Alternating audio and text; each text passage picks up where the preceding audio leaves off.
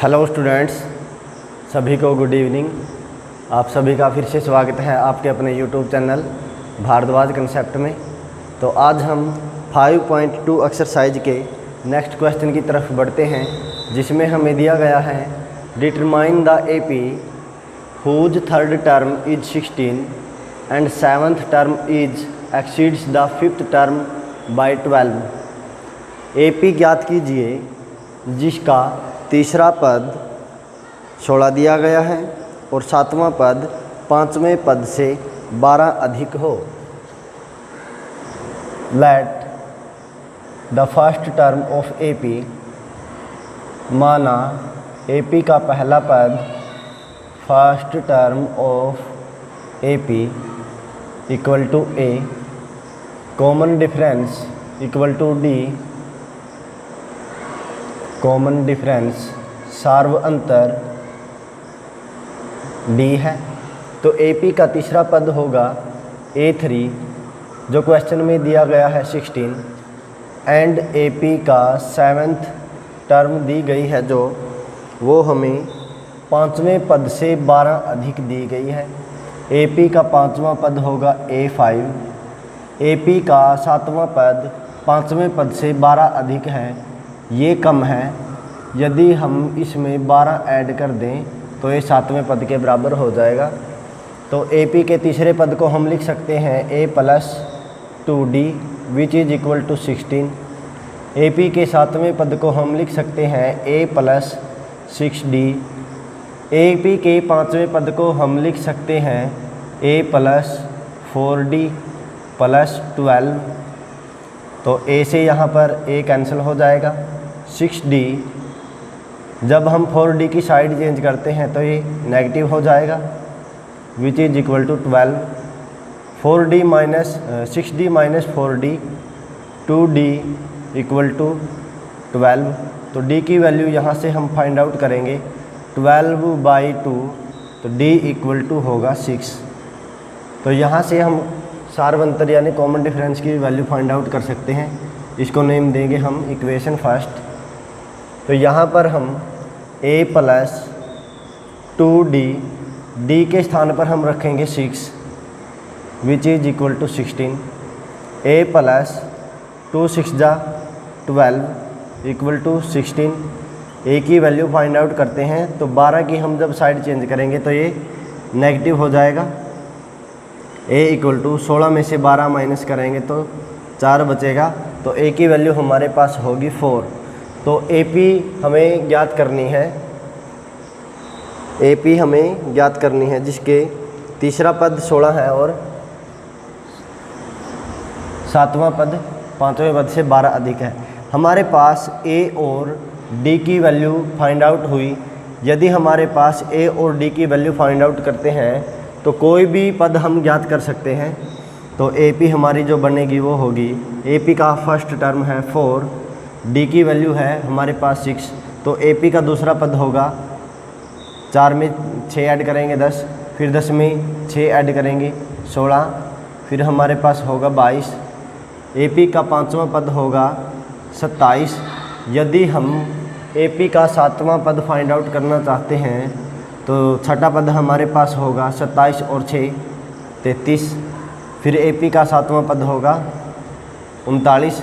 AP का पाँचवां पद 27 है और एपी का सातवां पद 39 है, जो एपी के पाँचवें पद से 12 अधिक है।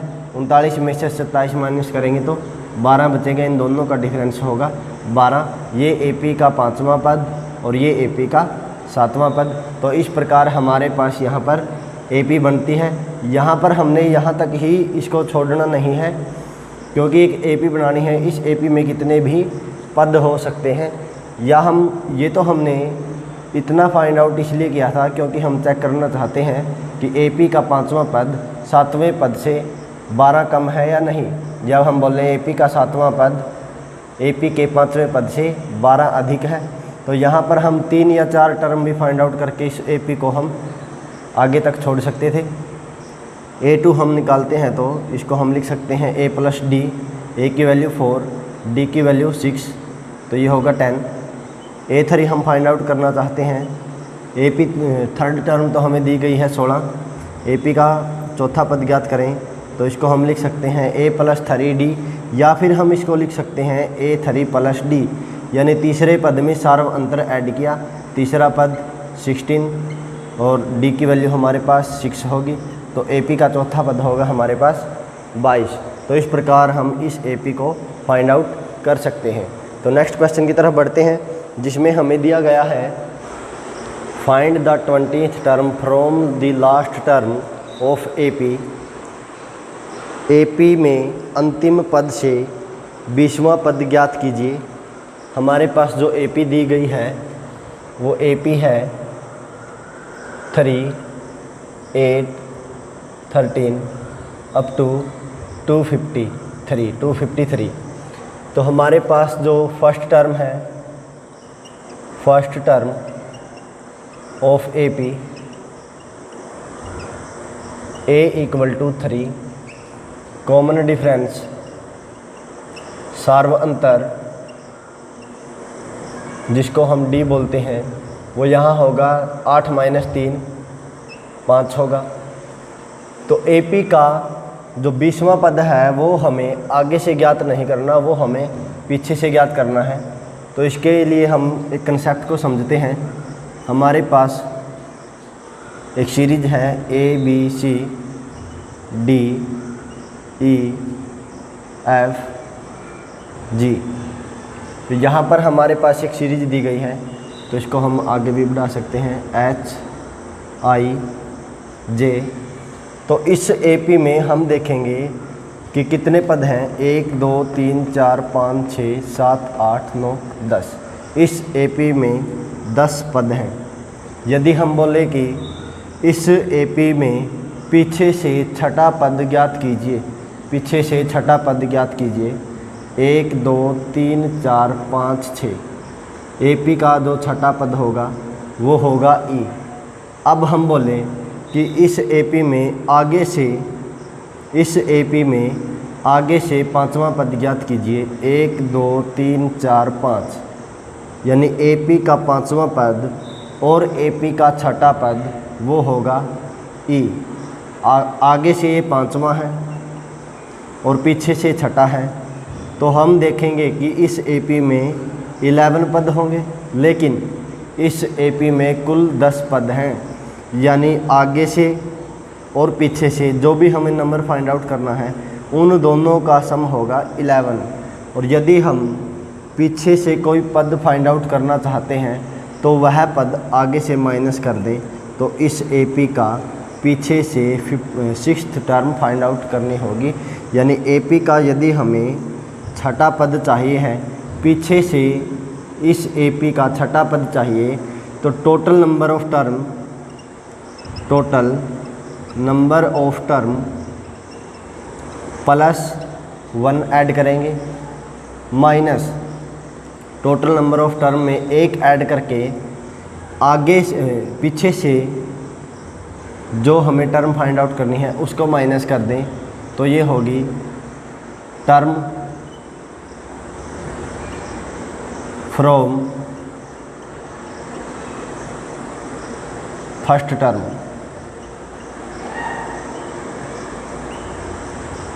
Total number of term minus, यहाँ पर लिखेंगे टर्म फ्रॉम लास्ट टर्म। अंतिम पद से जो पद है उसको माइनस करेंगे, अंतिम पद से यहाँ पर छठा पद हमें फाइंड आउट करना है। तो टोटल नंबर ऑफ टर्म है हमारे पास 10 +1 माइनस करना है हमें पीछे से जो पद फाइंड आउट करना है वो है हमारे पास 6। तो ये होगा आगे से जो टर्म होगी 10 और 1 11 -6, यानी आगे से जो पांचवा पद होगा वो पीछे से छठा पद इस AP का होगा। तो यदि हम इस क्वेश्चन में फाइंड आउट करना चाहते हैं तो सबसे पहले हम ये पता लगाएंगे कि इस AP में कुल कितने पद हैं, यानी हमें n की वैल्यू फाइंड आउट करनी होगी। और इस n में हम 1 ऐड करके पीछे से जो पद होगा, यानी हमें 20वां पद फाइंड आउट करना है, तो वो पद होगा फ्रॉम फर्स्ट टर्म, तो वह पद पहले पद से पद होगा जो पीछे से 20वां पद होगा। तो मान लेते हैं इस एपी में हमारे पास 100 पद हैं, तो 100 में हम 1 ऐड करेंगे और माइनस हम 20 ऐड करते हैं, तो एपी का जो होगा आगे से टर्म फाइंड आउट होगी और उसी को हमने फाइंड आउट करना है जो पीछे से 20वां पद होगा। उम्मीद है ये कंसेप्ट आपको समझ आया होगा। तो सबसे पहले हमें इस एपी में n की वैल्यू फाइंड आउट करनी है। इस एपी में हमें n की वैल्यू फाइंड आउट करनी है। Let n number of term, या हम लिखेंगे let the number of terms in this AP. इस एपी में पदों की संख्या n है, तो an हमारे पास होगा वो होगा 253। तो an की वैल्यू हमारे पास होती है a plus n minus 1 into D which is equal to 253। a की वैल्यू हमारे पास है 3 plus n minus 1 into D की वैल्यू 5 इक्वल टू 253। तो यहाँ पर सबसे पहले हम 3 की साइड चेंज करते हैं, तो ये माइनस होगा n माइनस 1 इंटू 5, 253 माइनस 3, ये बचेगा 250। n माइनस 1 इक्वल टू 5 की साइड चेंज करते हैं। जब हम 5 की साइड चेंज करेंगे, ये मल्टीप्लाई में है, इधर आकर डिवाइड होगा। n माइनस 1 इक्वल टू, इसको हम कैंसिल करते हैं तो ये होगा 50। तो n की वैल्यू होगी -1 है जो इस तरफ आकर +1 होगा, यानी इस एपी में कुल 51 पद हैं। इस एपी में 51 टर्म है। Total number of term which is equal to 51। इस एपी में कुल 51 पद हैं। यदि हम पीछे से 20वां पद फाइंड आउट करना चाहते हैं तो 51 में हम 1 ऐड करेंगे, ये होगा 52 माइनस 20, यानी ये बचेगा हमारे पास 32, और वही 32वां पद हम आगे से फाइंड आउट करेंगे, यानी हमें A32 की वैल्यू फाइंड आउट करनी होगी। 20th टर्म फ्रॉम लास्ट, पीछे से 20वां पद वो होगा total term +1 minus 20। Total term +1 minus 20, तो ये जो पद होगा वो आगे से पद होगा, यानी हम इसको लिख सकते हैं 51 प्लस 1 माइनस 20, 52 माइनस 20, 32 बचेगा, और 32वां पद 20th term from last equal to 32nd term from first term, from the first term. AP का 20वां पद होगा जो वो होगा आगे से, पीछे से जो 20वां पद है वो होगा आगे से 32वां पद, यानी हमें A32 की वैल्यू फाइंड आउट करनी है। A32 को हम लिख सकते हैं A प्लस 31D, A की वैल्यू 3 प्लस 31 इंटू D की वैल्यू हमारे पास है 5, 3 जमा ये होगा 165, 155 होगा, 155 और 3 होगा 158, यानी इस एपी का आगे से 32वां पद 158 है जो पीछे से 20वां पद होगा, यानी हम लिख सकते हैं 20th term from last which is equal to 158। यही आपका आंसर होगा। उम्मीद करते हैं आपको अच्छे से समझ आया होगा। इसको हम एक दूसरे मेथड से भी फाइंड आउट कर सकते हैं। पहले आप इसको 1 मिनट तक समझिए, फिर आगे हम इसका दूसरा कंसेप्ट देखते हैं।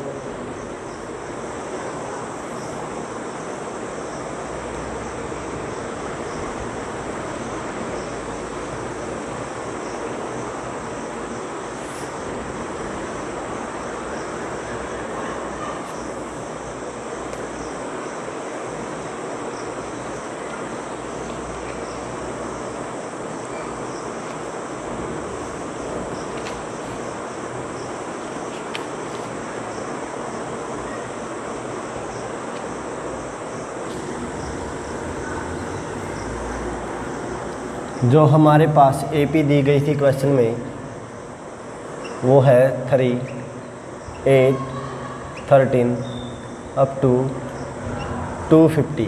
A की वैल्यू 3, D की वैल्यू 5।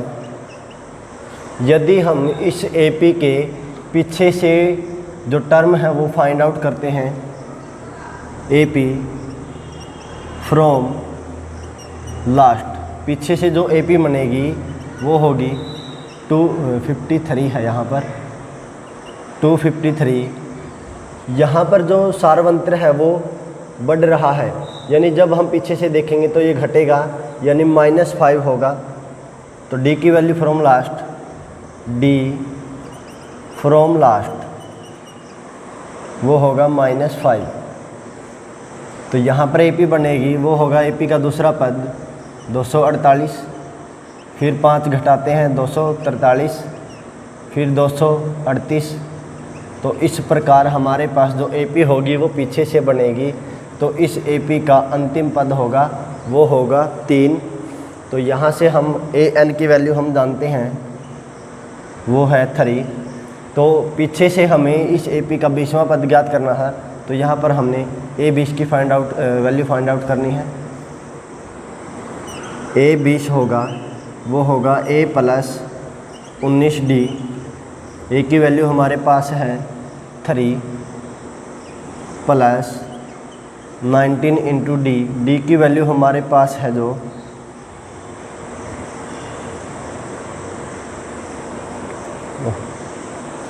सॉरी यहाँ पर A की वैल्यू हमारे पास है 253 प्लस 19 इंटू D। D की वैल्यू -5, 253 प्लस और माइनस की मल्टीप्लाई माइनस 19 पंजे 95।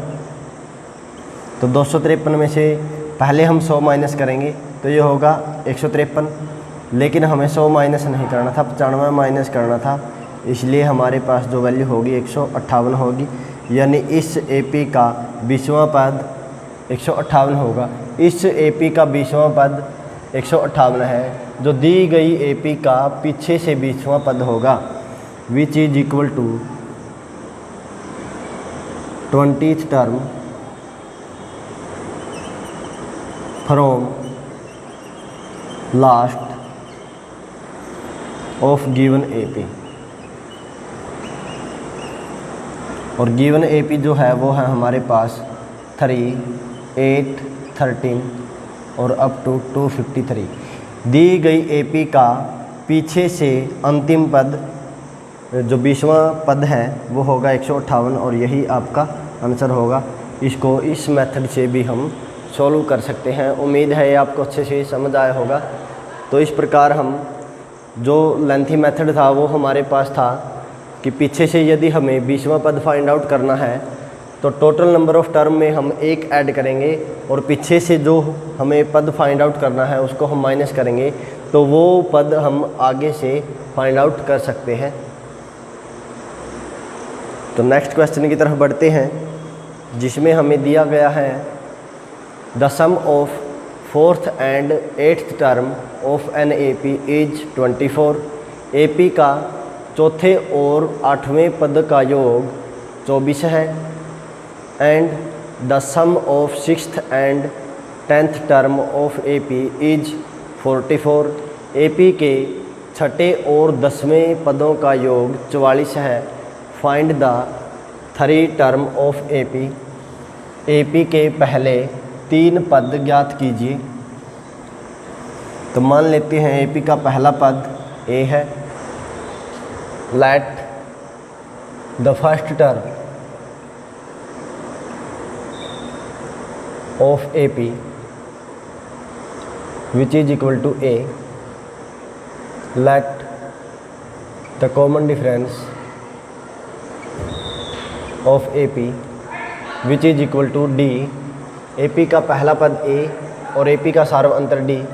ए पी का तीसरा पद यानी थर्ड टर्म क्वेश्चन में हमें दिया गया है ए पी के तीसरे और सातवें पद का योग ए पी के चौथे और आठवें पद का योग 24 है।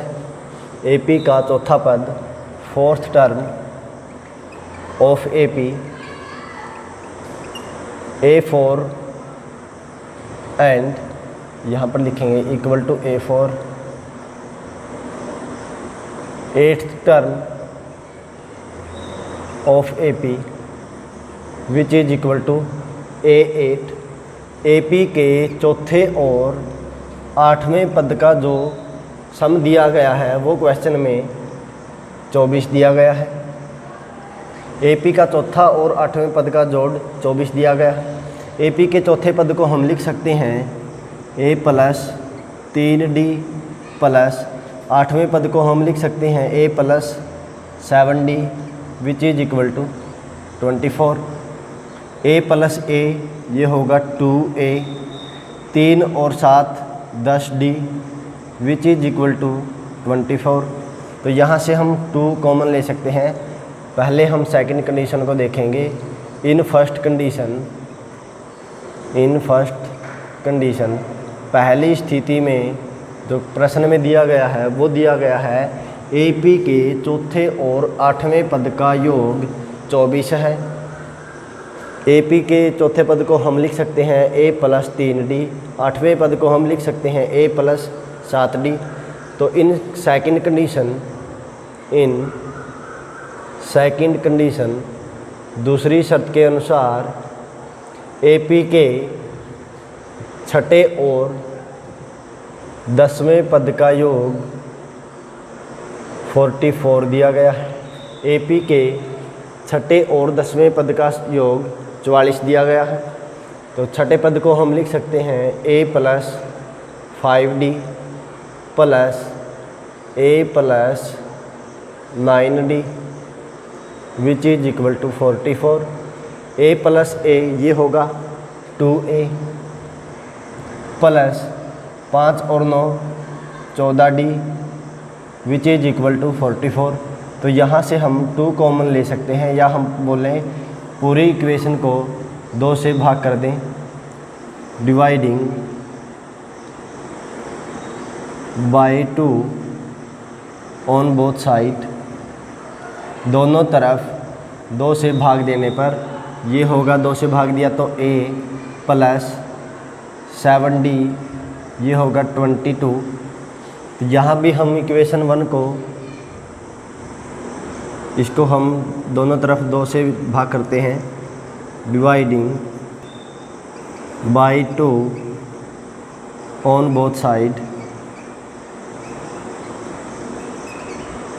तो दोनों तरफ 2 से भाग करने पर A प्लस 2 से भाग दिया 5D बराबर 2 से भाग दिया ये होगा 12। तो इसको हम नेम दे सकते हैं equation first, this is equation second.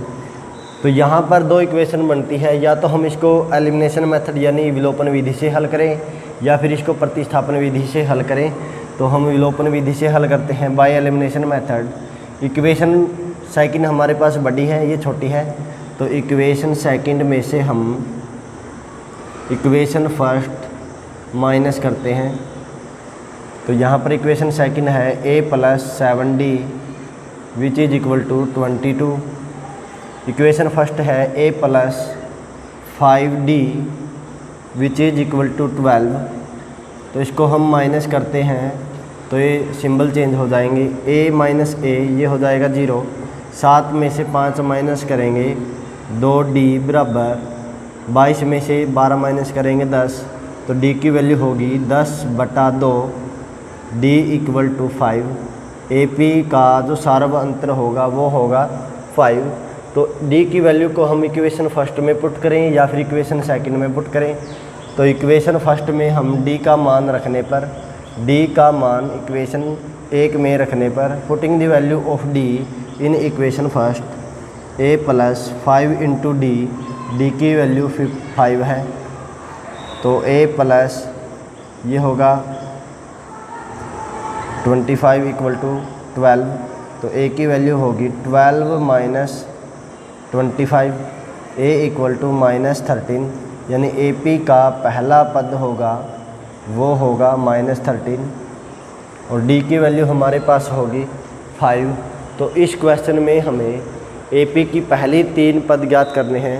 तो AP का पहला पद -13, AP का दूसरा पद होगा -13 में हम 5 ऐड करेंगे तो ये होगा -8, AP का तीसरा पद होगा -3। तो इस प्रकार हम AP के 3 पद फाइंड आउट कर सकते हैं, या हम इसको इस प्रकार लिख सकते हैं -13 -8 -3, और इस प्रकार ये AP के पहले 3 पद हैं। क्वेश्चन में दिया गया है AP के चौथे और 8वें पदों का योग 24 है। चौथे पद को हम लिख सकते हैं a + 3d, इसको हम लिखेंगे a + 7d। तो इस प्रकार यहाँ से एक इक्वेशन बनती है। तो दूसरी कंडीशन से भी इसी प्रकार की एक इक्वेशन बनेगी, a6 + a10, AP का छठा और 10वें पद का योग 44 है। a6 को हम लिख सकते हैं a + 5d, a10 को हम लिख सकते हैं a + 9d। इस प्रकार यहाँ से भी एक इक्वेशन बनेगी और उन दोनों इक्वेशन में से हम या तो d को एलिमिनेट करेंगे या a को एलिमिनेट करेंगे। यहाँ a के दोनों इक्वेशन में कोफिशिएंट 1 है, इसलिए हम a को एलिमिनेट करेंगे। तो d की वैल्यू फाइंड आउट करके या तो इक्वेशन 1 में पुट करें या इक्वेशन सेकंड में पुट करें, तो वहाँ से हम a की वैल्यू फाइंड आउट करेंगे। तो a की वैल्यू यहाँ पर होगी -13, तो d की वैल्यू 5 है। तो AP का दूसरा पद होगा, दूसरे पद को हम लिखेंगे a + d, a की वैल्यू -13, d की वैल्यू 5। तो इस प्रकार -8 होगी AP का दूसरा पद, और तीसरा पद होगा a प्लस, या हम a2 + d लिखेंगे। a2 की वैल्यू -8 + 5, तो a3 की वैल्यू होगी हमारे पास -3। तो उम्मीद है ये आपको अच्छी से समझ आया होगा। तो आगे हम अगले क्वेश्चन की तरफ बढ़ते हैं, जिसमें हमें दिया गया है Subba Rao started work in 1995 at an annual salary of ₹500 and received an increment of ₹200 each year, in which year his income reached ₹7,000। Subba Rao 1995 में 5,000 के मासिक वेतन पद कार्य आरंभ करता है और प्रत्येक वर्ष 200 रुपये की वेतन वृद्धि प्राप्त करता है। किस वर्ष में उसका वेतन 7,000 रुपये हो जाता है? तो जो स्टार्टिंग की उसकी इनकम है वो हमारे पास 5,000 है, 5,000 है। इन, या हम लिखेंगे सुब्बा राव, या हम इसको इस प्रकार लिख सकते हैं स्टार्टिंग सैलरी या starting income of Subba Rao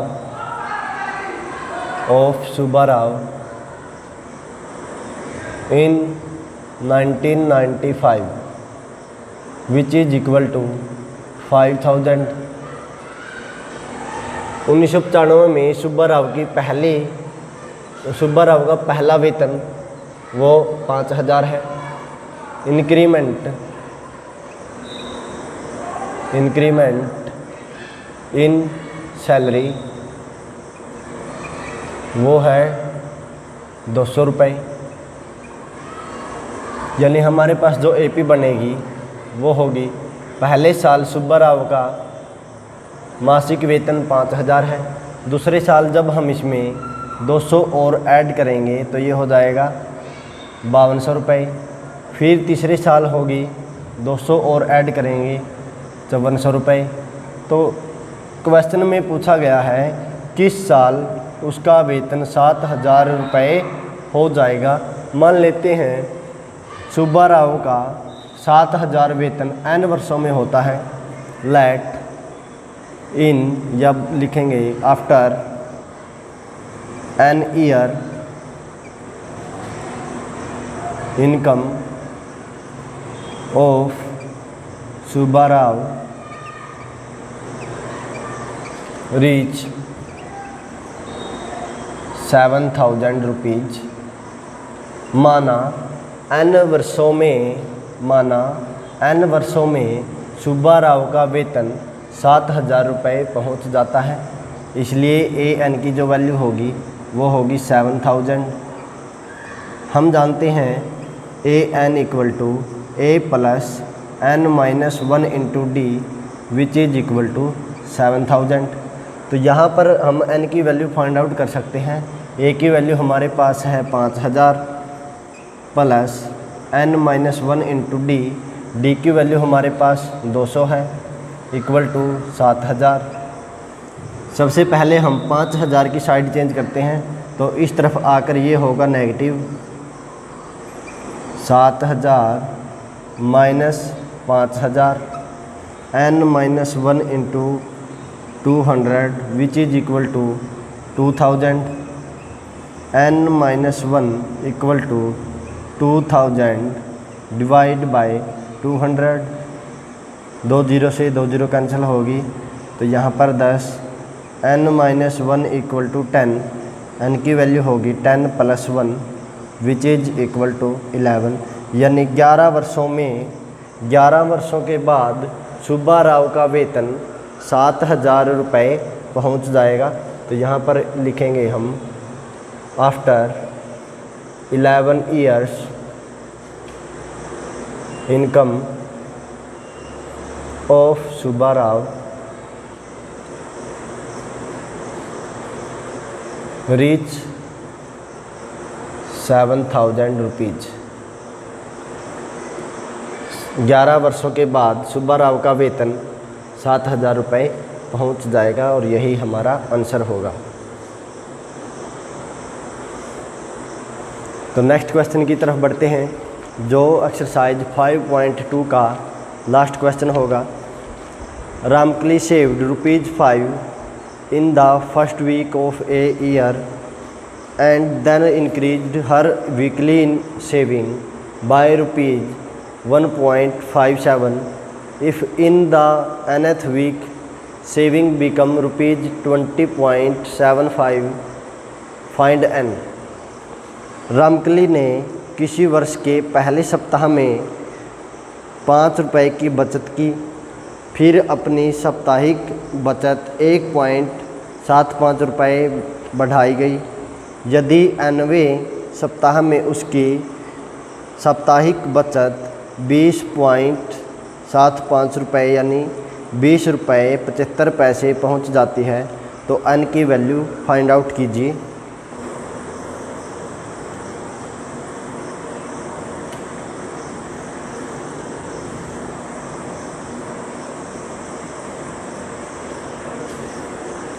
तो सबसे पहले हम लिखते हैं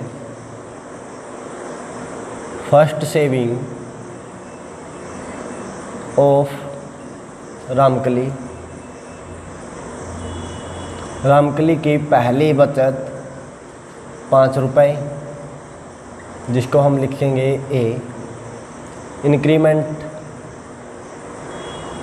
इंक्रीमेंट का मतलब है बढ़ोतरी। इन सेविंग यानी ये बढ़ रही है, तो इसको हम लिखेंगे कॉमन डिफरेंस है, जिसको हम लिखेंगे डी। 1.57 रुपीज़, ₹1.75 की वो अपनी सेविंग में बढ़ोतरी करती है। तो इस प्रकार जो हमारे पास ए पी बनेगी वो होगी 5, फिर प्लस हम करेंगे 1.75, तो ये होगा 6.75। फिर हम इसमें ऐड करेंगे और इस प्रकार 9वें सप्ताह में जो उसकी बचत होगी वो होगी ₹20.75। तो इस प्रकार हम मान लेते हैं, ये तो क्वेश्चन में ही दिया गया है कि 90वें सप्ताह में, तो after nth week saving of Ramkali,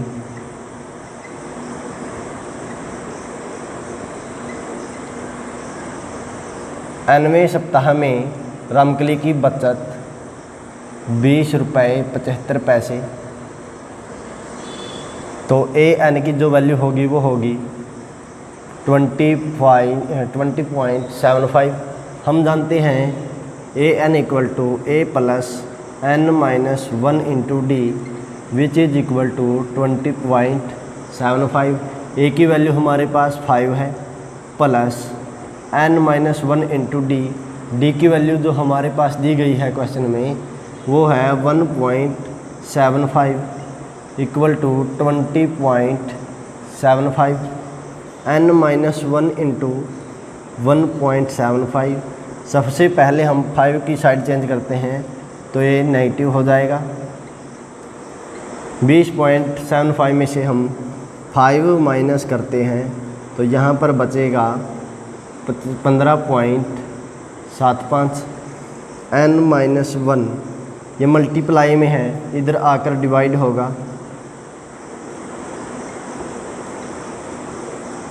जब हम डेसिमल को कैंसिल करेंगे तो ये होगा n माइनस 1 इक्वल टू 1575 बटा 100 इंटू 175 बटा 100, 100 से 100 कैंसल, तो यहाँ पर होगा 1575 बटा 175, तो ये होगा कैंसल। इसको हम 25 से कैंसिल करेंगे, 25 सत्ते 175, 25 छिका 150, यहाँ पर बचेंगे 7, फिर 5, 25 तिया 75, 7 से कैंसिल करेंगे, 7 एकम 7, 7 निमे 63, तो n minus 1 equal to 9, n equal to 9 plus 1 ये होगा 10, यानी रामकली की जो बचत होगी 10वें सप्ताह में 20.75 रुपये पहुँच जाएगी। आफ्टर nth वीक, यानी हम इसको लिखेंगे 10th वीक, 10वें सप्ताह के बाद सेविंग ऑफ रामकली वो होगी 20 रुपये 75 पैसे, यानी 20.75 रुपीज़। तो यही हमारा n की वैल्यू होगी 10। तो इस प्रकार हम इस AP के इस फार्मूले के द्वारा हम किसी भी क्वेश्चन को हम सोल्व कर सकते हैं एक्सरसाइज 5.2 में, और इसी का यूज हम एक्सरसाइज 5.3 में भी करेंगे, जिसमें हम पढ़ेंगे सम ऑफ AP। इसका मतलब है सम ऑफ n टर्म्स, AP के n पदों का योग क्या होगा। तो इसके बारे में हम एक्सरसाइज 5.3 में पढ़ेंगे। तो आप एक्सरसाइज 5.1 और एक्सरसाइज 5.2 को अच्छे तरीके से कीजिए। तो नेक्स्ट क्लास में हम एक्सरसाइज 5.3 के बारे में पढ़ेंगे।